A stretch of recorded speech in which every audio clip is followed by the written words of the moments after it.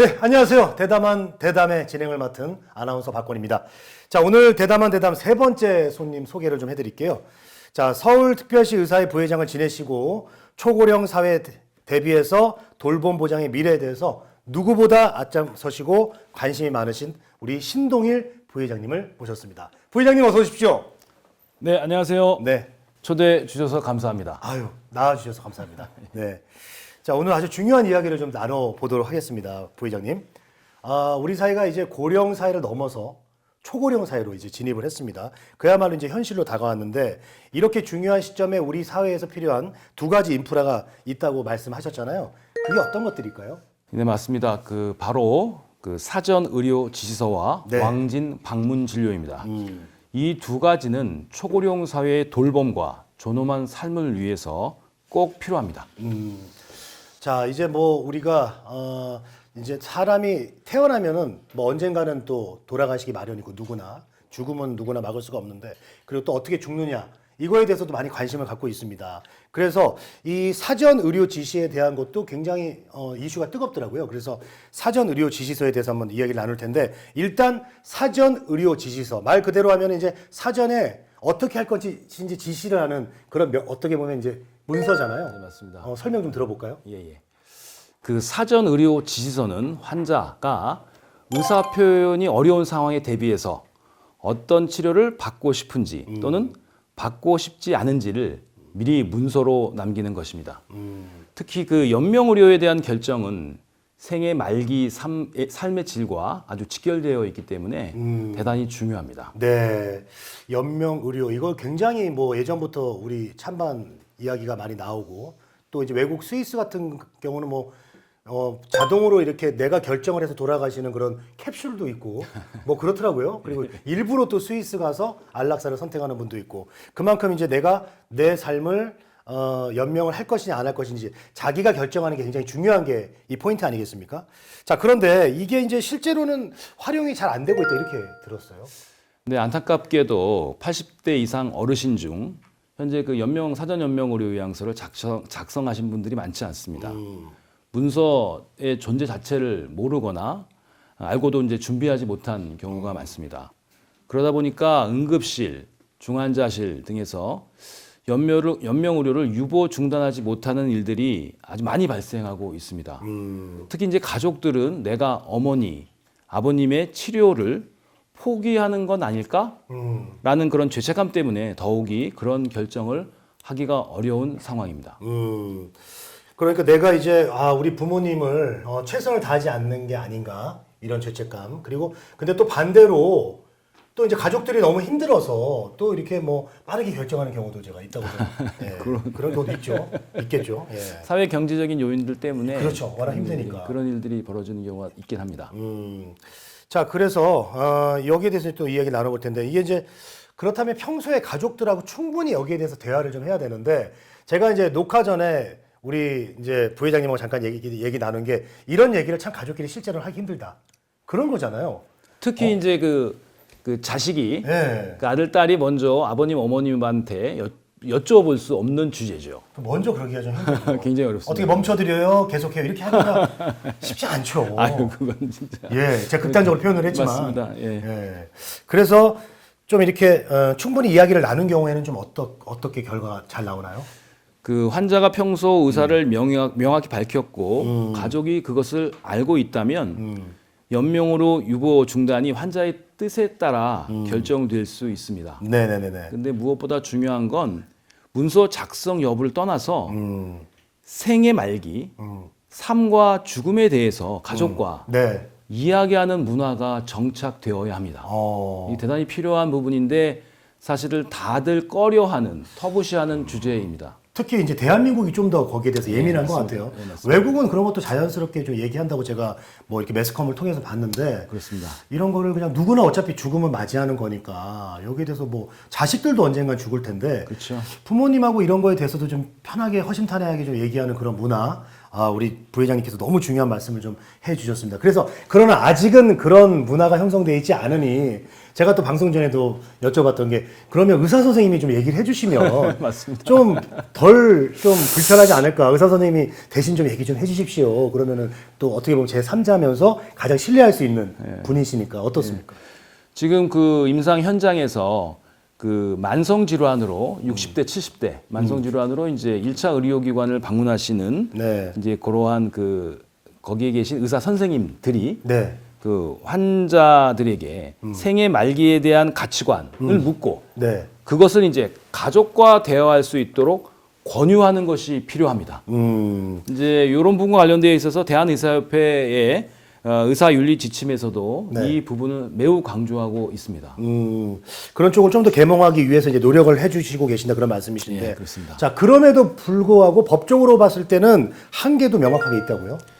현재 연명의료결정법은 인공영양 수분 공급을 유보하거나 중단하는 것을 금지하고 있어서 네. 환자의 자기결정권을 침해하고 있습니다. 동의 없는 튜브 삽입 또는 수액 주입은 신체 침해입니다. 제가 생각을 하기에서 이거는 헌법 위반이라고 생각을 하는데 네. 그 헌법재판소에서 위헌 여부가 제기된 상태고 지금 6년째 결론을 내고 있지 않은 상태입니다. 이게 중요한 골자네요. 동의 없는 튜브 삽입이나 수액 주입은 신체 침해다. 예, 헌법적으로도 문제 소지가 있다. 이렇게 지금 돼 있는 상태인데, 그러면 어떡합니까? 이게 좀 이렇게 결론이 안 나면은 어떻게 지금 일단 대처를 해야 될까요? 지금 그 전통적으로 우리 예. 교회에서는 예, 의사의 전문가적인 판단 그리고 전문가적인 양심에 따라서 예, 그 생애 말기 임종기 환자에 대한 어떤 그러한 대처 방법들이 전통적으로 내려와 있었습니다. 네네네. 그러한 것들이 이제 연명의료결정법이 생기면서 조금 더 그 복잡한 제도적인 개입이 들어와서 많이 혼란스러운 상태입니다. 예, 예, 예. 이러한 부분과 관련되어 있어서 연명의료결정법을 지속적으로 개정을 하는 부분도 중요한 부분이겠지만 예. 그 환자분들이 삶과 죽음에 대해서 가치관을 명확히 깨닫고 숙고하시고 그리고 이제 가족들과 이야기하고 네. 그러한 것들을 가족들이 또 이제 그러한 상황이 왔을 때 네. 의료진에 또 얘기하고 네. 이제 그렇게 된다고 한다면 전통적인 의료윤리 우리가 지금까지 해왔던 전문가적인 양심과 판단의 기초에서 이제 그러한 말기와 임종기 환자들이 편안하게 네. 존엄하게 삶을 마칠 수 있도록 대처할 수 있을 것으로 저는 생각하고 있습니다. 네, 알겠습니다. 그러니까 이제 법적으로 정해지는 것보다 더 중요한 거는 그런 자연스러운 분위기가 형성되는 게 더 중요하다. 네, 그렇게 말씀을 좀 해주셨고요. 자, 아주 중요한 이야기 나눴습니다. 자, 그 다음으로는 이 왕진 방문 진료에 대해서 이야기를 좀 나눠보도록 하겠습니다. 지금 부회장님께서 또 직접 일을 하고 계시잖아요. 예, 예. 그러면 일단은 왕진 방문 진료 어떤 건지 좀 얘기를 해주시죠. 그 왕진 방문 진료는 고령 또는 이제 거동이 불편한 환자들에게 이제 집으로 찾아가서 예. 진료하는 그러한 진료입니다. 네. 현재 정부가 이제 몇 가지 시범 사업을 통해서 제도화하고 있지만 네. 현장의 그 개원의 선생님들께서는 인력 부족이나 환자 수요 부족 등을 이유로 망설이는 경우가 많이 있어서 그 1차 의료기관 방문 진료 수가 시범 사업의 활성화를 위해서 제도적인 여러 장치들이 마련되었으면 좋겠습니다. 네. 저는 이제 전문 분야가 제가 아니니까 잘 모르지만 처음 왕진 방문 진료 얘기를 딱 들었을 때 제가 드는 생각이 이건 인력이 분명히 부족할 텐데 그 생각부터 저는 딱 들더라고요. 저같이 모르는 사람도. 자, 그런데 실제로는 이제 어떻게 이렇게 시작을 하실 수 있었을까요? 지금 저는 이 개인적으로는 이제 농촌 지역에서 네. 2002년부터 왕진 방문 진료를 했었고요. 네. 현재는 지금 이제 성북 쪽에서 이제 돌봄의원이라고 해서 그 왕진 방문 진료만 전문으로 하는 이제 병원에서 이제 진료하고 있습니다. 그런데 이제 이러한 부분들이 지금 1차 의료기관들 동네 의원들이죠. 네. 동네 의원들에서 활성화되지 않은 그러한 것들은 이제 저는 이제 그런 원장님들께 권해드리는 것이 네. 장기간 이제 대리 처방을 해오던 환자들에게 먼저 이제 왕진 방문 진료를 한번 제안해 보시기를 이제 권해드리고요. 네. 직접 방문해서 확인하고 기본 검사도 하시고 그리고 이제 그렇게 되면 이제 비대면 진료로도 이어질 수 있습니다.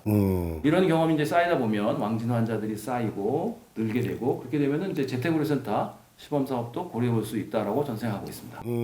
지금 왕진 전문병원 아까 얘기를 해주셨는데요, 부회장님. 지금 현재 왕진 전문병원은 좀 어느 정도 숫자가 돼 있나요? 좀 많이 늘었나요? 많지 않습니다. 많지 않죠? 태동기입니다. 어. 태동기이고 지금 뭐 정확한 통계는 뭐 제가 모르겠지만 예. 일본 같은 경우에는 한 20% 그러니까 개원이 한 20% 정도가 네. 방문 진료를 한다고 하는데 우리나라는 0.06%인가 밖에 지금 그 하지 않는 걸로 알고 있고 또 그 중에서도 이제 전문적으로 왕진 방문 진료만 하는 곳은 더 적은 것으로 그렇군요. 알고 있습니다.